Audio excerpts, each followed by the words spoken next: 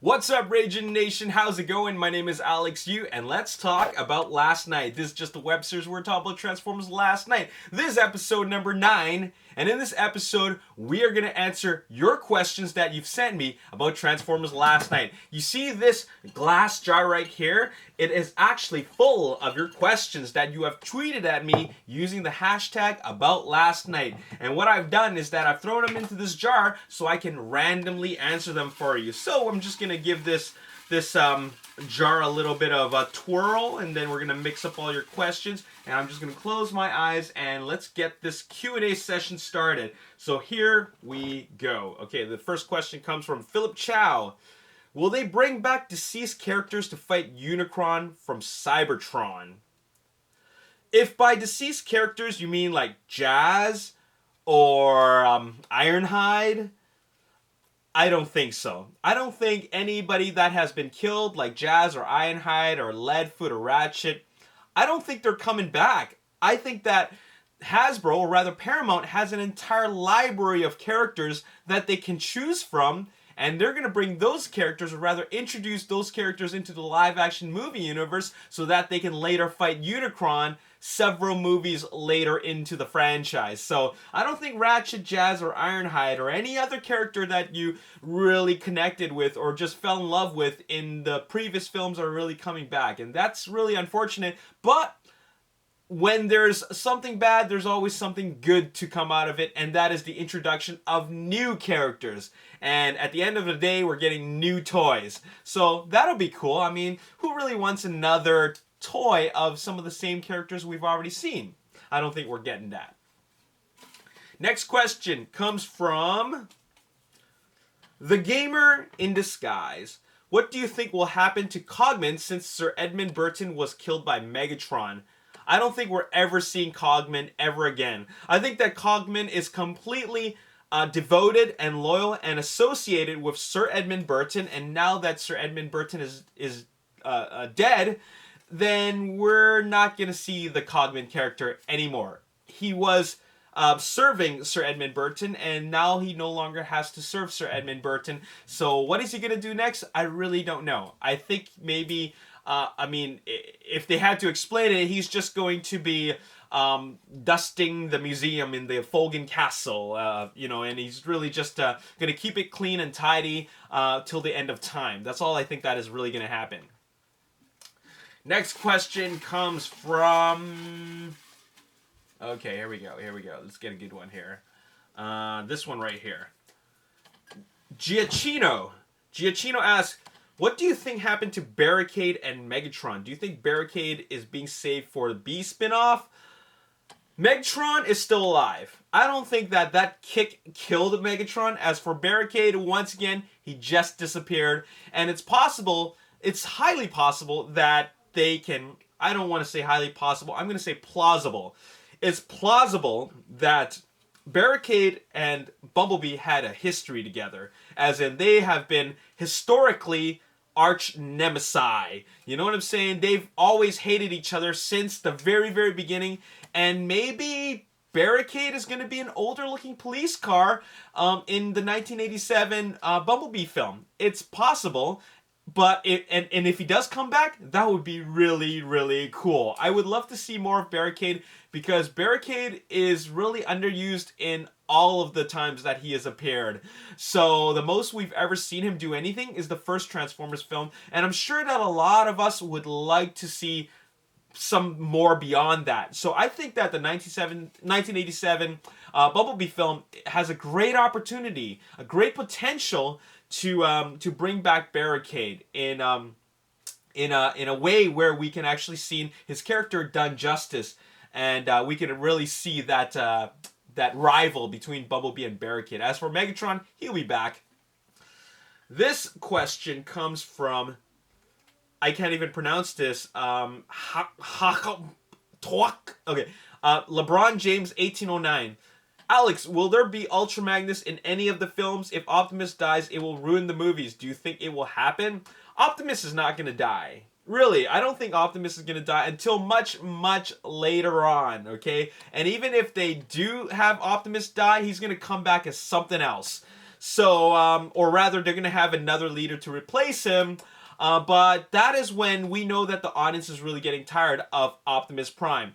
Will there be Ultra Magnus in any of the films? Your guess is as good as mine, and my guess is that they're going to introduce Ultra Magnus at some point in time. In fact, they have to. He's a big part of the lore, and he's a big part of the Optimus Prime story. So I think that it's important for them to bring in Ultra Magnus. And I think at some point in time, Optimus will die, but it's possible Ultra Magnus will either take his place or will be the main new focus of the protagonist characters. This is kind of fun, answering your questions. Phil Smith asks, question for you. When Prime left Earth, he took the seed with him. What do you think happened to it? Oh, man, that's a tough question. That's a tough question. I don't know what happened to it. Really, this is just another one of those times where it's just lazy writing. He took the seed with him, and that seed has a lot of, like, a destructive power to it. But what did it really do? Nothing. There was just no context to explain what happened between the time of the events of Age of Extinction and The Last Night. What happened to it? We don't know. It just kind of got written off. That's all that happened. What do I think happened to it?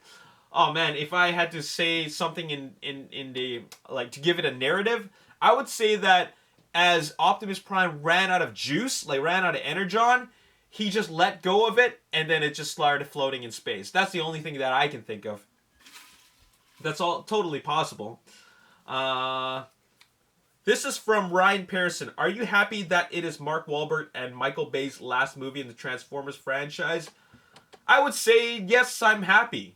I'm happy that Michael Bay's moving on. I'm happy that the Cade Yeager story is complete. He did sign on for one more film, I believe. I'm not entirely sure, but I believe he signed on for one more film, so they could bring him back. Now, I'm positive that at some point in time, if Michael Bay 4 or 5 years later comes back to direct, Cade Yeager is going to be right back to... Mark Wahlberg is going to be back to join in with him. But I have a feeling that he would rather not play this character anymore, because the first time he played it was a huge, huge success. The biggest film of his career. The second time he played it, it just felt like there was really nothing new introduced to his character. It really didn't add anything to the story that really stood out. And I don't think it was much of a stretch for him. It was just another Michael Bay explosion fest. So I think he's ready to move on. So am I happy? Yes, I'm happy, but I'm happy because I want to see new things. And I'm sure a lot of people, even though you love Michael Bay, you are also happy that there's an opportunity to introduce new things into the franchise. This question comes from JCF. What do you think happened to Megatron and Barricade? Like, how did they come back, and will you get Leader, Megatron, or Hot Rod? I'm not going to answer the first question because I've already answered it. But the second question is, will you get Leader, Megatron, and Hot Rod? Of course I will. I'm going to get Leader, Megatron, and Hot Rod is going to be a bit harder to find because it's a Walmart exclusive, and it's actually a US Walmart exclusive.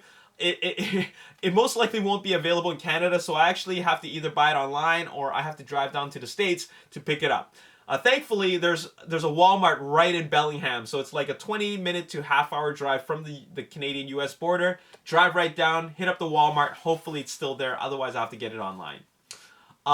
Next, I think I'll answer 3 more questions, okay? The next big thing asks, why did Cade Yeager use the sword he got on Quintessa? We only saw them hold the sword saving Prime. You know, that's a really good question, because the movie's called Transformers Last Night, so the big question makes us wonder, who is the Last Knight? So it's been revealed that Cade Yeager is the Last Knight. And what does the Last Knight do as his only task in the entire movie that was important? And it was like a really significant event in the movie. He deflected one of the Knight's death blow to Optimus Prime. That's all he did. That is all he did. And you have a good question. Why didn't he use the sword to kill off Quintessa? You know what? It would make more sense for his story, like a character arc, for Cade Yeager to use that sword to kill Quintessa. They should have actually made it so that only the last knight can kill Quintessa. But then again, if you killed Quintessa, then you don't have Quintessa appearing in future films, and thus there won't be that cliffhanger to tease Unicron. So we don't actually want Quintessa dead, but I would have liked for Cade Yeager to do more with his role as the Last Knight than just deflect a blow that he didn't even know was happening. It just happened, and he knew nothing about it. So I think that that's a wasted opportunity. A lot of people might be thinking, it's kind of dumb to put so much focus on a human character. Sure, that's true. But it is still part of the story. Like, it would actually add more to the story. Like, I just want a good story. Like, they can put on all this Transformers nonsense in it, but I still want a good story. Whether it's a human element story or a robot element story. I just want a good story. And it would just make sense for him to do much more. This is the second last question. Justin, also known as King Rampage 23. Where the hell is the Matrix? Does Optimus still have it?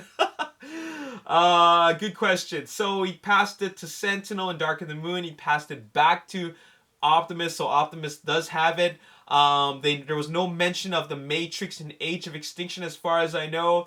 Optimus still has it. I mean, that's the only explanation. Optimus still has it, and there's no need to bring it up in the story, in the narrative. So, there's no need to bring up the Matrix because there's no transfer of leadership. So why is there no mention of the Matrix? Because it's not necessary. It doesn't mean anything. So if I have to answer definitively, yes, Optimus Prime still has it and it's in his chest. There's no reason to think otherwise. Okay, you know what? I'm going to shake, and I'm going to get to this final question. Okay, here we go. Michaela Shakespeare asks, do you think there is or should be a director's cut? So there's this petition going on right now talking about that fans want Paramount to release the extended edition Blu-ray. There's a director's cut out there. And do I think that there should be a director's cut? That is the question. I think what we saw in the theaters is the director's cut. I personally believe that because if you watch Steve Jablonsky's interview, he mentioned that Michael Bay just wanted to keep on cutting it down. He just wanted to keep on shaving, trimming parts from the film. So that was his decision. It wasn't, I didn't feel like it was the decision of Paramount, although they would have liked a shorter movie. I think it was Michael Bay's decision to keep the movie flowing. And Michael Bay's films, they all flow at a very, very fast pace, like a music video. And what I saw, and what a lot of people saw on their first impressions, is a film that flowed really, really fast. Almost too fast. So it was his decision to actually make it like that. So in that sense, it is a director's cut. But I'm sure that what you're trying to get at is that do you think there should be an extended edition, for lack of a better term? Like I said, the theatrical edition is the director's cut. The extended edition is just really bringing in a good 40 to 50 minutes worth of deleted scenes into the film and make it and bring it in seamlessly. So should there be do you think there is an extended edition? I think there is one. Are we going to see it? I don't know, because we don't officially know that there's going to be an extended edition release. But if Paramount were smart, they should totally release an extended edition, because it worked for Suicide Squad. It worked for Batman vs. Superman in terms of sales. I'm not talking about how it worked for the story.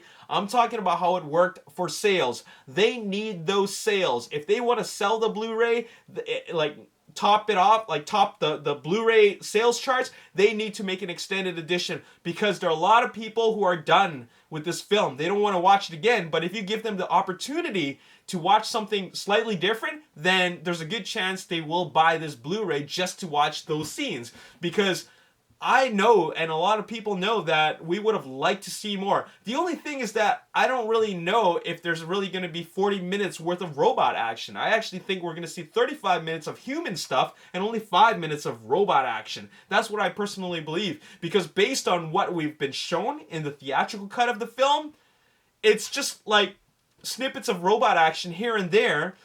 But do you really think they will have cut out really 40 minutes of full-on robot action? Do you think that Industrial Light and Magic really spent all this time on animating big fights only to have it cut out? I don't think so. I don't think that they created enough robot scenes, and this is what we ended up getting. So, should there be an extended edition Blu-ray? Definitely. Should there be one? I'm a bit like, I mean, for Paramount's sake, yes. But is it really going to add anything to it? If they're adding robot scenes, then yes. But if they're not, don't bother with it. Really, don't bother. Because if it's just like 35 minutes of human action, a human interaction, and then 5 minutes of robot screen time, is really not worth it. It's just like what am I'm gonna watch like near more than 3 hours worth of this film only to see more dialogue? I don't think that's really worth it. Give us more robot action in that extended edition. That'll make it worth everybody wanting to buy it again. It's like seeing it again for the first time. Anyways, thank you so much for all your questions. Once again, we will do another one of these round of questions if you guys are tweeting at me with the hashtag about last night, and we'll do it. Now, for the rest of this episode, I want to do some shout-outs. I want to give a really, really extra big shout-out to Lachlan Haynes from Australia, who showed up at my favorite Transformers store, Ages 3 and Up, ages3andup.com, and I apologize for not being there. I don't actually work at the store. I just show up there from time to time to buy things and also make videos, but I wasn't there. But thank you so much for stopping by to support my favorite store. I really appreciate that, and also my friends over at Ages 3 and Up also appreciate that. I also want to give a big shout out to all the awesome Ragin Nation members that have been so considerate and who have been sending me all these the fan mail, because I mentioned that I opened up my P.O. box in case you wanted to send me a letter or like a birthday card, because my birthday's on August 15th, which is coming up. So if you want to send me something, then you can. And you guys are fast, because I've been receiving a lot of mail, and I'm gonna read this on my own time, and I might randomly read one on camera. The thing is that if I spent like all this time like on video reading letters, it'll just be nothing but me like 20 episodes worth of opening letters. So anyways, I'll figure that out later on, but thank you so much for all your letters. My P.O. box is in the description box below if you want to send me a card, a letter, or birthday present. You don't have to. I'm just leaving it out there if you want to, because actually I took away my P.O. box, like my mailing address, just because I just didn't want to. I didn't want to make it like too much of a thing. You know what I'm saying? To open up fan mail on camera and then turn it into a big thing, because I remember doing that and it just got like to the point where I couldn't read everything on camera, because it took up a lot of video time, and then I didn't have enough time to talk about other Transformer stuff, right? So but anyways, I appreciate everybody. Thank you so much. My mailbox, my P.O. box is in the description box below if you want to send something. Thank you so much in advance. Speaking of sending stuff, I want to give a big shout out to Quinn McClinton. Quinn McClinton sent me this really, really awesome care package from his publication, Elegance on 18 Wheels, and this is amazing. So what this is a publication. I don't want to say magazine, because when you think of magazine, you think of just something you put on the coffee table. I want to call this a publication because it has a sense of, when you think of a publication, there's I think of quality. I think of a quality, like something to read. You know what I'm saying? So quality is right there, and what this is a wonderful publication about trucks. It is called Elegance on 18 Wheels, and Quinn McClinton is the president. And what he is a master model builder for trucks, And then he founded this company, Elegance on 18 Wheels, and it's a publication. It's a magazine all about trucks. And these are the two issues that have to do with the Transformers films. All right, and this is awesome. It's like there's so much in here, so much that is covered in here, and there's like if you love trucks, then you're gonna love this publication because there is just a lot of great material. I'm just looking at this right now. Great quality photos, and there's just so much to see here. And this issue is fantastic. This is a volume 2, issue 1, and we get to see the Western Star truck, and the Peterbilt's also in there as well. You even got this whole section about Galvatron, the Freightliner Argosy, as well as the evasion mode Optimus Prime. Like this is pretty amazing. So thank you so much, Quinn, for sending this to me. I really appreciate this. I'm gonna read this to you guys. Hello, Alex. Welcome to the next generation of Trek Magazine excitement. We just wanted to share this issue with you, knowing you're a Transformers fan. Thank you so much. Please accept these complimentary issues of Elegance on 18 Wheels shot during the filming of the 2nd to 4th installments of the movies. This is our complimentary issue to you. Hope you enjoyed. If you want more or want to see more, check out www.eewmag.com. And yes, we're also on Instagram and Facebook. So what I would like you guys to do is, especially if you love trucks, head over to www.eewmag.com and then check out what they got to offer. If you would like to get this publication, subscribe. I mean, you can order online. It could be an e-magazine, or it could be in the form of a physical publication. And also show them some support. Head over to Instagram. They're also on Facebook, and hit that like button and hit that follow on Instagram. And there you have it. I think that all truck fans and all truck lovers would want to get in on this. So thank you so much, Quinn, and thank you everybody for showing your support. Really, really appreciate it. Thank you to everybody who has been sending me questions. I love it. Thanks so much for just providing all this, giving me the inspiration to provide all this content for you guys. We got tons and tons of new episodes coming at you. I got a couple more episodes to go to talk about last night. One of the episodes that I want to do, and you won't want to miss this, is I have just put together a thing, like this thing on how to improve Transformers Last Night without actually changing it too much. All right, that's going to be a great episode. You're not going to want to miss that. Stay subscribed. And also, of course, we got to talk about Bumblebee because it's filming right now as we speak. And it's filming again. We're back in production, okay? Sure, it's not a giant Michael Bay film that cost $200 million, but the Transformers live-action films are back to filming again in LA. So the excitement has once again begun. So stay subscribed. Thank you for your support, and keep on rolling. As always, if you enjoyed this video, you want to see more, hit that like button, subscribe to YouTube channel like me on Facebook, The Ragin Nation. Also follow me on Twitter, Ragin Nation. Thanks so much for watching. I'll see you next time. Peace. Oh, it's this one. Nice. All right. Holy cow. Pretty sweet ride. All right, let's load up. One.